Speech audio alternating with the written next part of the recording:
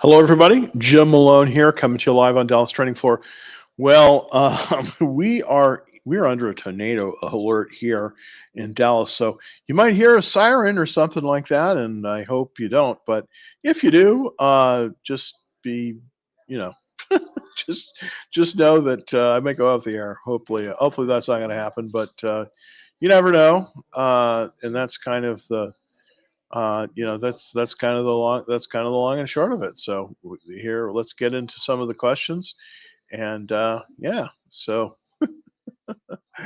definitely not the greatest thing you can say here. But anyways, just wanted to point to basically the story today really is that the market is. It's rebounded, and there's 11 banks that are gonna buy First Republic. This is the California-based bank that is also vulnerable. A lot of crypto exposure on this one. Interestingly enough, with all of this, it looks like two very venerable stocks are looking fairly good. They're Russ buy points, and that's Apple and Microsoft. We're going to be covering both of those here just in a few minutes. But interesting. Currently, I'm all in cash, so it's a really it's a weird market. Basically, what's going on right now is that we are in the market is in a correction. So right now, the best place to be really is in cash. That's where I am. I don't have any long-term exposure to the market. I'm trying to figure out the direction. It does look like we may have an opportunity in Microsoft or in Apple or both. That is looking fairly good. And I want to show you that. But basically, again, we've got issues on other parts of the market. So, even with the buy signals that we've got going on here, it's just a market that is very tough to trade, and so you got to be super careful. And really, I think the best bet is unless you're sure, you don't really want to be in anything right now. Taking a look at the VIX, um, basically we are, finally the VIX has moved down a little bit. It moved down about 12%. It spiked on the news of Silicon Valley Bank going under. That's what spiked the market. It went all the way up. As you can see, these spikes are, definitely a character change here. It's come down, it's bounced, and it's still a little bit above the 50-day moving average, but at least we are sort of in a better place now than when we were. But the VIX is, started to mellow down, but it's overall heightened activity. So the market is still very, very volatile. The volatility has moved up. So this is one of the reasons why you got to be super careful. If you do enter a position long, you want to make sure that you are putting in that stop loss at about 7% because this could change very, very rapidly. So it's not an easy market to trade at all. Just wanted to show you an interesting thing that came up on my screens today, and that's, believe it or not, Microsoft. I do like Microsoft as a stock. It just hasn't been buyable up until now, but it looks as if it's moving to a higher high. Interestingly enough, if you look here, we've got the 21-day line at 207 06.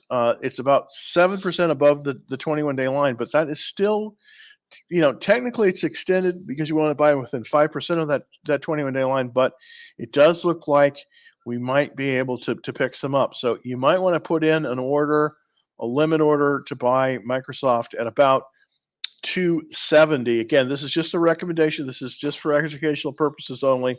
I'm not recommending it, but it does look like we're starting to see some strength once again in once again in Microsoft. And so that is potentially a big deal. If we look at the chart here, the reason what I'm seeing here is that there is this higher high at about 276. We're at 275 right now. It's a little bit off in the after hours. I do think it's going to pull back, and that might give us a buying opportunity. I think the buying opportunity basically is right here at right at about 270. That's where I'm seeing the buying opportunity in this in this star. So I wouldn't buy it at the 275, but I would might be putting in a limit order at about 270 here. Of course, this is Microsoft, so it's a good stock in that. Also, one other thing that I'd like to bring to everybody's attention. This is the Gavin McMaster's Mastery Option Mastery course. This is a great course. I just wanted to put it out there to everybody. This one starts on March 30th, and one of the great things about options is if you're using options, you can you typically get around some of this volatility problem. As a matter of fact, volatility is good for you in options. So I've taken this course. It's excellent.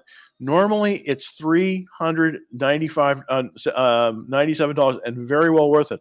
I took this course basically about a year ago, a little over a year ago, and I was able to make $1,000 very quickly within about a month, just using some of the strategies in this course. It's very good course, and we have a special deal on it.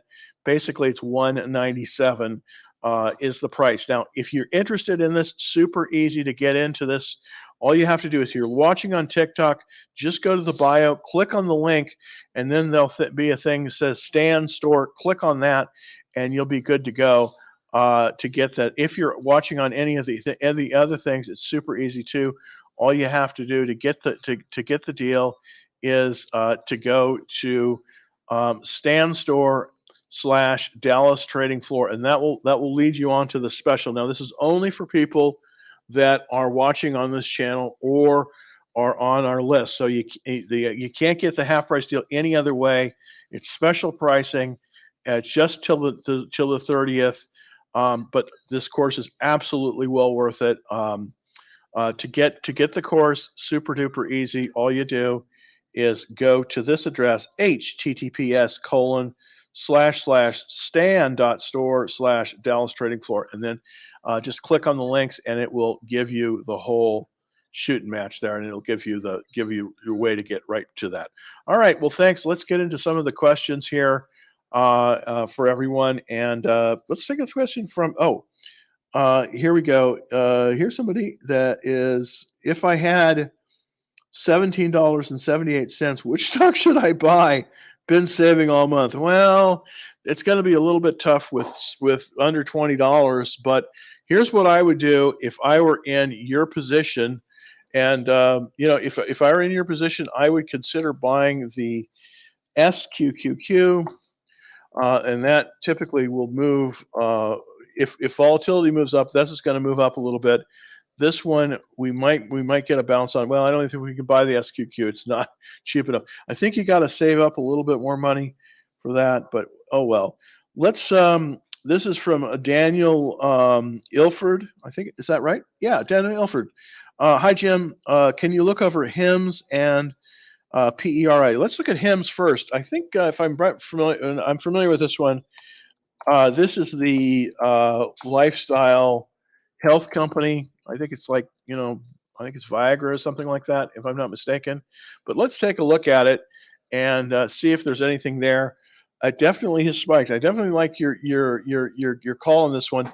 Typically, what'll happen is, it'll come down to a reversal line, an index line. It's coming down to the 50-day line.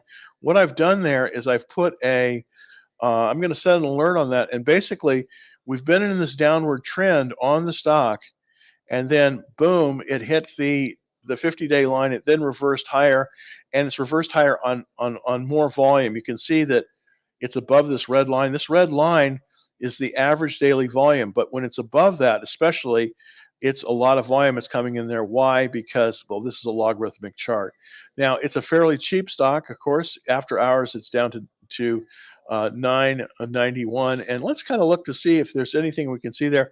Kind of a weak checklist, 67%, so not necessarily as what we would like to see. We'd like to see basically a stronger checklist than this, but it's still not bad in that it's such a cheap stock. One of the things is when it moves above $10, you're going to see this checklist improve, because typically funds which own these kind of stocks will only buy stocks if they're trading above $10 a share. Let's take a look and kind of see what the fund ownership is, if there is any. Well, there is. That's interesting. 209. So definitely qualifies there in terms of fund ownership. There definitely are enough funds that are in this one to make it to make it worthwhile. Let's see. I'm just going to take a quick gander at the fund ownership to kind of see kind of who owns this bad boy. And it does look like we've got some, yeah, it's B and C funds primarily. That's what we're seeing here. Not bad, but B or C funds. So I definitely expect if if this one goes higher, then we could possibly get it. Now, this would be not necessarily a bad place to buy it. Let's see how close to the 21-day line it is. Let's see if it's viable. It does appear just to be slightly extended, 5.28%. So just slightly. So you could buy this one. I probably in this market, we're in a downward trending market, probably would not be a buyer of this one though. It's an interesting stock, but I don't think I'd be a buyer here just because we're in a downward trend. So right now, I'm not as in the buying mood as much, just because of the overall market problem. All right, let's see. Let's look at, is Meta a buy? Good question. You know, Meta has Meta. Here's the problem I have with Meta right now. They're laying off tons and tons and tons of people. And it's definitely, they've started to get the stock to move up a little bit. It's got a very strong relative strength, 97, and we have increasing ownership coming in here. Earnings are in 42 days. But here's the thing, I just can't get involved with a stock like this right now because I think that there's too many other factors here. So I probably would not be a buyer here, just because of this marketplace. I want to see something that is a little better. So I would say, not a buyer of Meta now. So that's really kind of where I'm at. I'm really not a buyer of Meta at this point. I just think that it's not going to be it's not going to be as good. So I would pass on Meta right now, even though I do like the company. And yeah, I do like the company, but they're laying off people. I typically don't like to buy companies when they're laying off as many people as they're laying off. So you can't get market share by laying off people typically. So in the long run, that's an issue. All right, Lisa is hello, Jim. Is it good to be in the market considering banking issues next week? I don't think it is. I think it's a very unfortunate time to be in the market. Currently, I'm in all cash. So I mean, I think that there are certain plays that you can do in options, but basically the market condition right now is such that I would not be in the market. I would be basically all in cash, and that's what I am currently. I'm currently all in cash. So basically, until we get better signals on the until we get better signals, I think you got to stay basically in cash. I think you got to stay in basically in cash here. It really stinks to sit on your hands, but I think that's really kind of what we got to look at. Let's take a look at the VIX and see if we can. I want to look at my chart here for the VIX, and so let's take a look at the VIX and kind of see what we're looking at. This is for Lisa, of course. Very, very volatile. So you can see we're just up and we're down and we're up and we're down and we're up and now we're up. So we've got higher volatility. It did pull back to the 200-day line here, which is a good thing. It did pull back to the 200-day line, but really, if you look at this, it's just way too volatile. As you can see, it's way up. I mean, it pulled back today again. So I definitely think right now the market is seeking direction. I think it's very volatile. This is why you want to lower your exposure. You want to lower your exposure in this kind of market because of the volatility. Now, there are ways you can benefit from the volatility, and that's why I truly recommend Gavin's course, because options kind of are different in that you can benefit from high volatility, and that's why I do recommend his course, because we're kind of in a situation where we've got to be really careful, really, really careful. But one of the ways you can play that successfully is using some of his option strategies. And by the way, he is the columnist for Investor Business Daily, so he's highly qualified. So he's not just somebody that's just spouting off. He really knows his stuff. So definitely something interesting. Charles is interested here in the Golden Cross on a W formation. Okay, so he's looking at the Qs. The QQQ, by the way, for everyone out there, is the ETF that covers the NASDAQ 100, the top 100 stocks in the NASDAQ. So that's kind of what it does. And so let's take a look at that chart right here and get into that a little bit more. All right, we do have. You're right. That's absolutely right. You're right. See, this is the Golden Cross right here. Yep, this is true. This is the Golden Cross. This is the Golden Cross. Golden Cross for everyone is where the 50-day line moves above that 200-day line. That's a bullish signal. Also, you'll notice that there's an increasing amount of volume here.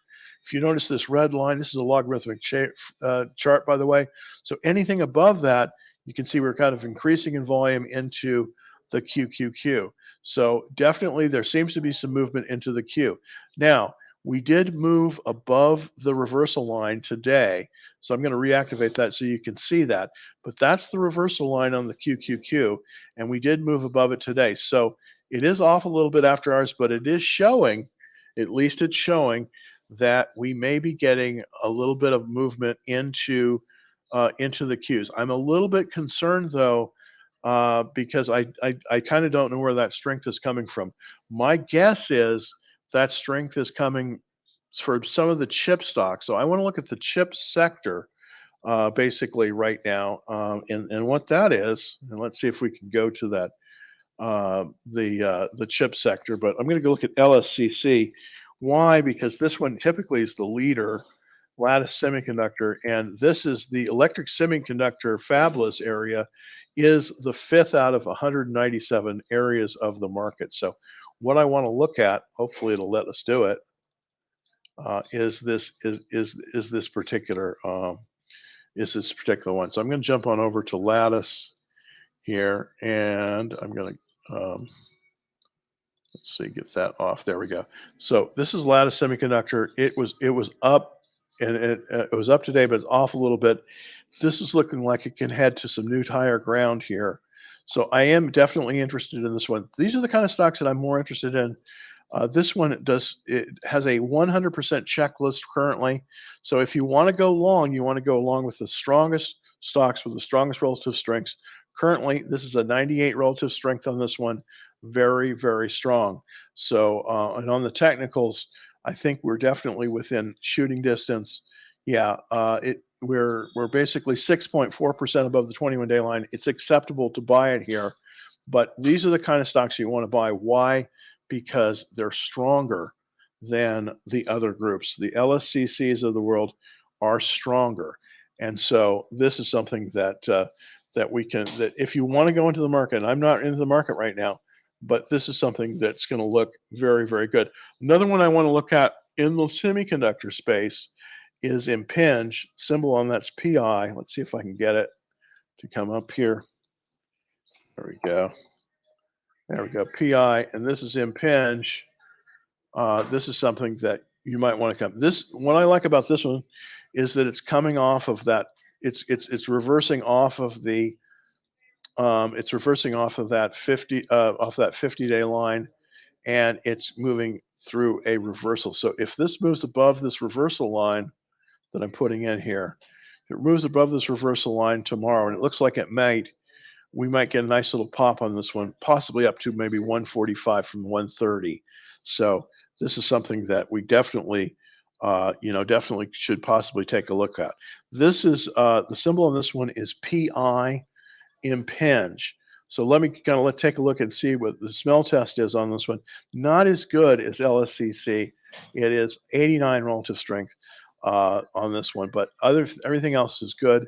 What's good about this one technically is that it's right at the 21-day line. This is a good place to buy anything the closer to that 21-day line as possible. So currently the 21-day line for PI is 129.80, 129.68, and we're at 30.47. So we're really close.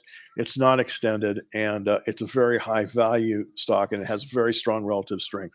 In this kind of market, if we want to go long on anything, we want to be going long on the stocks that have the high relative strength. We just want to go long on those stocks because the market is not stable right now. Again, as I say, I'm all in cash, and I'm looking for a good entry, but I'm being very, very selective. All right. Please, can you look over? Oh, we did hymns. Thanks for, by the way, thanks for looking on TikTok, Dan, and jumping over to TikTok. I mean, jumping over to YouTube. On YouTube, I have the capability of doing live questions on the screen with charts. So I can't do that on TikTok, unfortunately. I wish I could, but I can't. Is Adobe a buy? This is from Mo. Let's take a look to see about Adobe. ADBE, I think is the symbol. ADBE, I think that's right. Did I get that right? Yeah, that's Adobe. So basically, this is Adobe. The question is it buy? I don't think this is a buy, and here's why I'm looking at it technically. We did get a very nice earnings statement here, and it does look like it's just starting to reverse. But here's the thing: it's below the 200-day line. I don't like that. It's also in the semiconductor desktop. I mean, it's also in the computer software space. This is not a leading area of the market currently. The leading area of the market currently that's in tech is the semiconductor fabless area, the semiconductor fabless area. So for those two reasons, I probably would pass on this one. On the technicals, if you did buy it though, this wouldn't be a bad place to buy it because it's only 3% above the 21-day line. But I still think that you need to give us some time. I think that there's some issues regarding this one. This, of course, is heavily invested by the big money. All the big funds are in this one. So it's, in that sense, it's not at all. I mean, there's a lot of company when it comes to, there's a lot of company when it comes to the people that are in it. But I just think that it's the kind of situation where I think we're still in a downward trend on Adobe, and I just still think we're in a downward trend on Adobe, and it's just probably I would. I mean, it's a good stock. It's got good earnings, but I just would be careful on this one. We did have very nice earnings. They came in. They were up 9% in terms of their sales. They're up 13% in terms of their profits. But Steve, I don't think that's enough. And here's why. Let's take a look at Lattice Semiconductor. Well, let's look at Adobe and also at Impinj PI. This is one of the semiconductor stocks that's in there, and I think you'll see by looking at this that the semis are just doing better. So let's see if I can make that work here. Let's go over to that screen. Here's the comparison screen between Adobe and Impinj. Impinj is a semiconductor stock. Adobe is a software stock. If you had bought at the beginning of the year a share of Adobe, you would be up basically 5 cents. So you would be up about 5%. But if you'd bought in PI, which is the semiconductor stock, you would have been up about 17 cents. So this is the superior stock right now. They're both in upward trends. I would look to the stronger sector of the market, and that, of course, is the fabless semiconductor area. And typically not the bigger stocks, not the AMDs, not the Intels, not the NVIDIAs, but the smaller ones, especially the ones that are feeding the automobile supply chain. And that's definitely the truth with LSCC, Lattice Semiconductor, and PI. They're both in those areas. Let's see if we can you take a look at Tesla?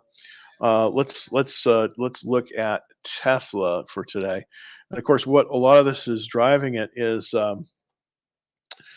Tesla, of course, is is there are a lot of people that do supply Tesla.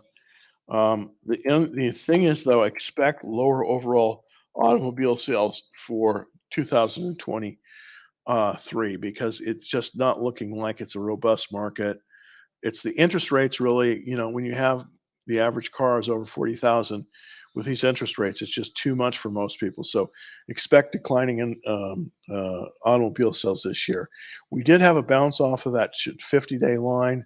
We are sort of in a trading range here from about 215 up here to about as low as about 100 down here.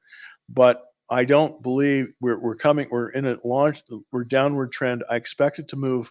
I expect, even though there's a bounce here, I expect Tesla to move lower. So I probably would not be a buyer of Tesla here. I want to wait and see if it pulls back and forms a base pattern. But I think it needs to pull lower. It's pulling lower in after hours, but not much. So it's really in this kind of trading range from about 215 up here to about 105, 107 down there. So definitely something that that you want to take a look at. So I probably would not be a buyer of Tesla here. Just one of those things. I mean, I just don't think we can do that. All right, let's see.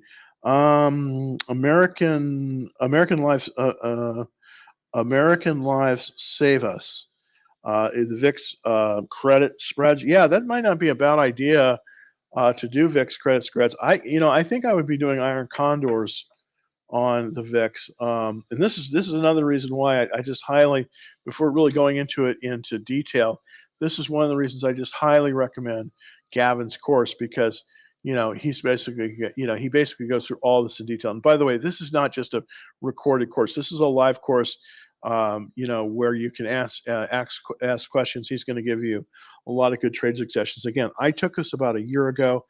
Excellent course. I did very well. I was easily able to make my money back and then some very, very quickly. And I bought it at the full price. But we've become friends over the air, and he's offering it to all of the people that are subscribers to Dallas Trading Floor for a special price of 179. So thank you for just take a look at it. It really is worth it, especially if you want to continue to trade in this market.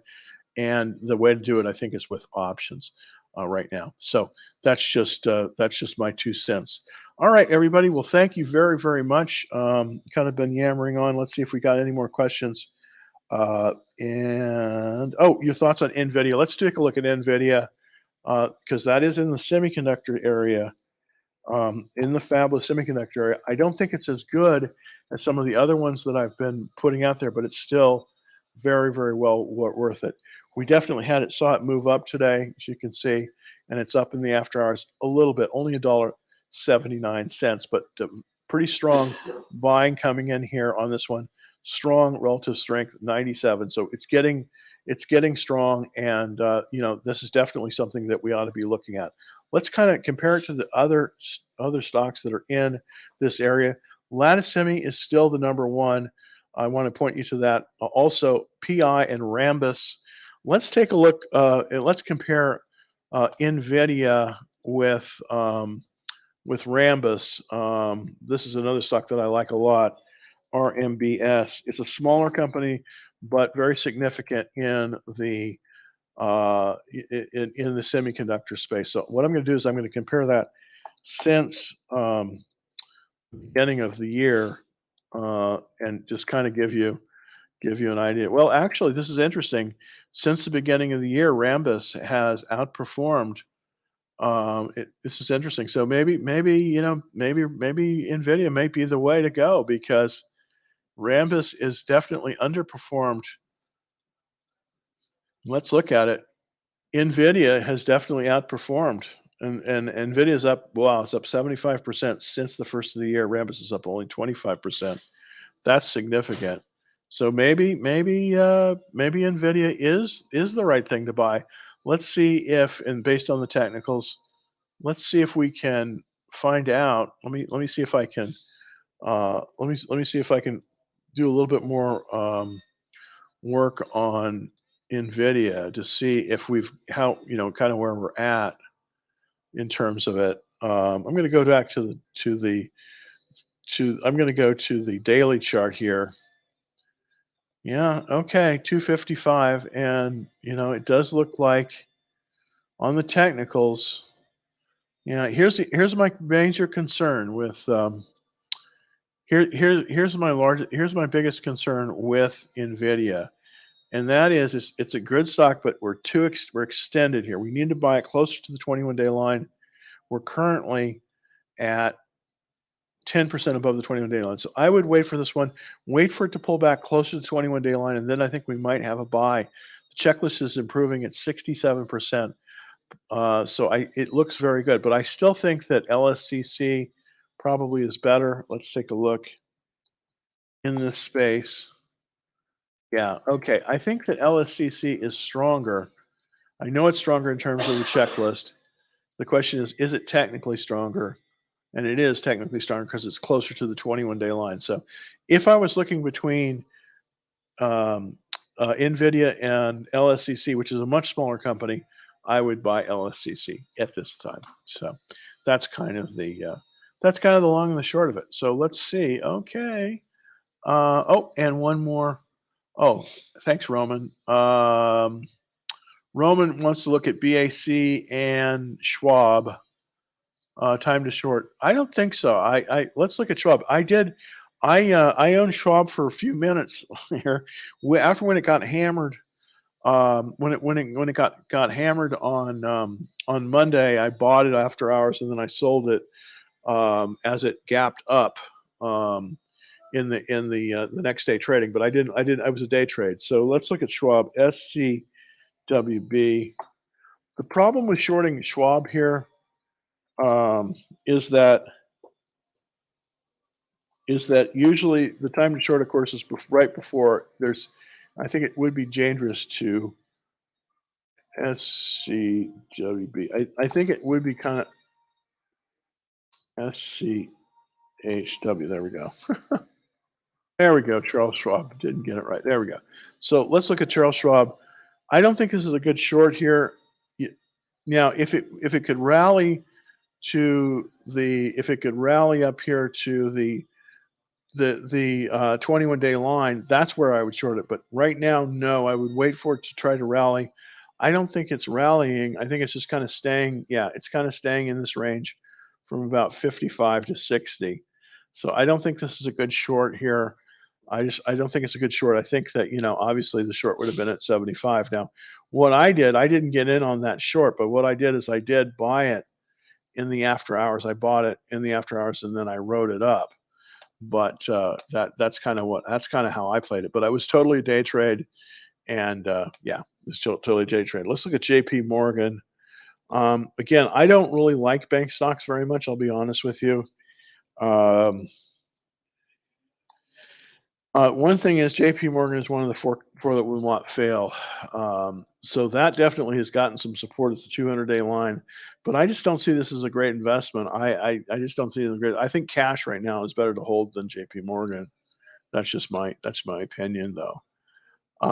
Let's look at BAC and Bank of America, of course, for everyone out there. This one's a little bit weaker.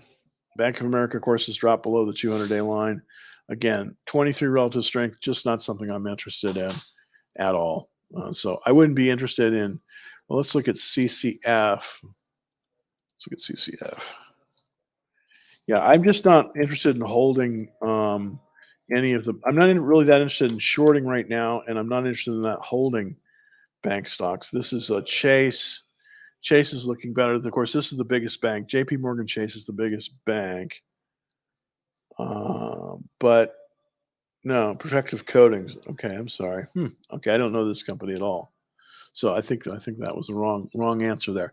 All right, let's look at Zim. This is also one of the other few areas of the market that seems to be doing well, and that is the bulk tanker market. Unfortunately, it's not been the case with Zim. I think the company that is doing the best in this space is probably TK Tankers. Let's take a look. No, it's Starbulk. Yeah, it looks like it's Starbuck, SBLK. So yeah, if we're looking for tankers, I think what we want to see is Probably Starbulk. I'm going to compare Starbulk against um, since the first of the year against Zim. Well, actually, Zim is doing better. That's very interesting. Again, this is why I always like to do this because sometimes this shows me when I'm wrong, and I'm definitely wrong here because it does look like Zim is outperforming at least in the short term. It does look like Zim is outperforming Starbulk. So there you go. It's up 45% since the first of the year. So wow, very interesting. The thing about Zim that's so interesting, I think, is that Zim has a huge dividend, and that can be a winner. That can be a real winner. So let's go back to Zim. I want to look to see if how that how that dividend is looking. Okay, this is Zim here. I'm going to go to the daily chart. Yeah, it's only got a 39 relative strength. I don't know. I would think I would skip both of them. I think that's sort of the deal. I would skip both of them, and yeah, basically that would be it. All right, let's look at Valero versus Exxon Mobil. These are both in the oil space. So let's XOM, and let's look against Valero, which is a refiner basically. VLO. Um, let's see. We're gonna go ahead and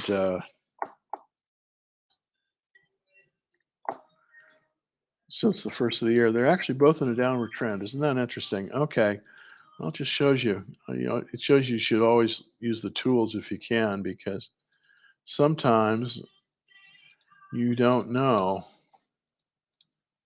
So if we're looking for Charles at VLO Valero against ExxonMobil, um, Exxon has underperformed Valero, but Valero just basically is market performed. Basically, it's just at 100%. So if you invested in Valero at the beginning of the year, you'd be about even, but you'd be down if you were on Exxon.